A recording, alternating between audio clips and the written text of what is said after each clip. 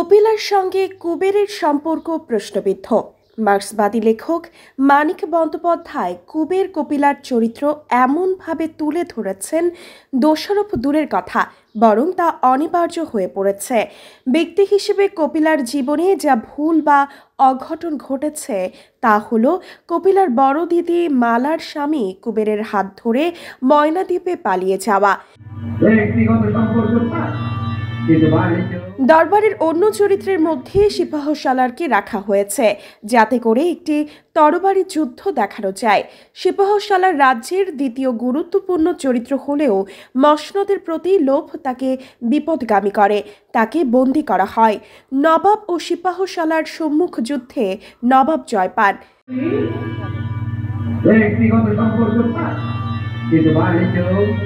ভাবছেন এটি কিসের কাহিনী? এটি নাটোরের নাটুয়া নাট্যগোষ্ঠীদের অভিনীত নাটক নবাবের দরবারে কপিলা, যেটি সোমবার 14 এপ্রিল পরিবেশন করা হয়েছে রাজশাহীর বাঘা উপজেলার পীরগাছার 150 বছরের ঐতিহ্যবাহী বৈশাখী মেলার মঞ্চে। আবহমান কাল ধরে যাত্রাপালার যে ঐতিহ্য, নবাবী জাঁকজমকপূর্ণ পোশাক, তা ব্যবহার করে দর্শকের দৃষ্টি আকর্ষণের চেষ্টা করা হয়েছে নবাবের দরবারে কপিলা যাত্রাপালায়।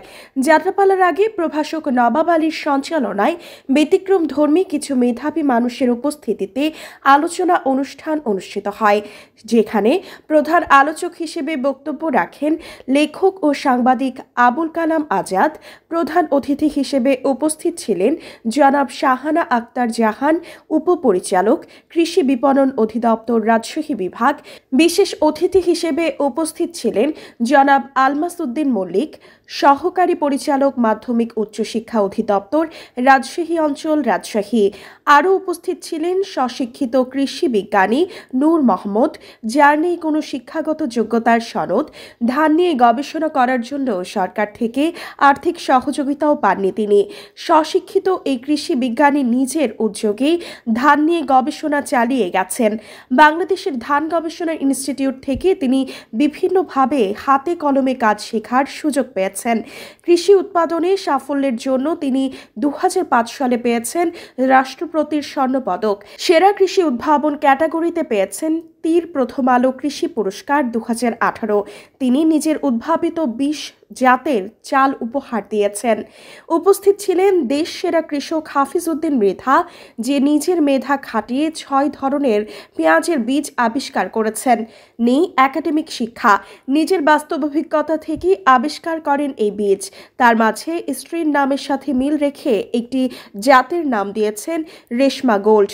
প্রধান আলোচক আবুল কালাম আজাদের বক্তব্য তুলে ধরেন তার নিজের এলাকার একটি মেয়ের বলতে না পারা একটি গল্প ও আবৃত্তি করে শোনান তাকে নিয়ে লেখা একটি কবিতা। আমার খুব খেতে ইচ্ছে করছে, কিন্তু কিছুতেই বলেনি কি খেতে ইচ্ছে করছে। শেষ সময়ে শুধু বলেছিল, বলে কি লাভ, বললেই কি কেউ এনে দেবে। তার আলোচনায় তুলে ধরেছে একাডেমিক সার্টিফিকেট না থাকলে যে ভালো কাজ বা বিজ্ঞানী হওয়া যায় না এমন না। মেয়ে হয়ে জন্মালে যে পিছিয়ে থাকতে হবে, ভালো স্থান বা বড় কিছু হওয়া যায় না এমন ধারণা ভুল। পরে প্রধান অতিথি জনাব শাহানা আক্তার জাহান এর বক্তব্যের মধ্য দিয়ে আলোচনা অনুষ্ঠানের সমাপ্তি করা হয়। রিপোর্ট করেছেন মোস্তাফিজুর রহমান, ক্যামেরায় নাহিদ ইসলাম।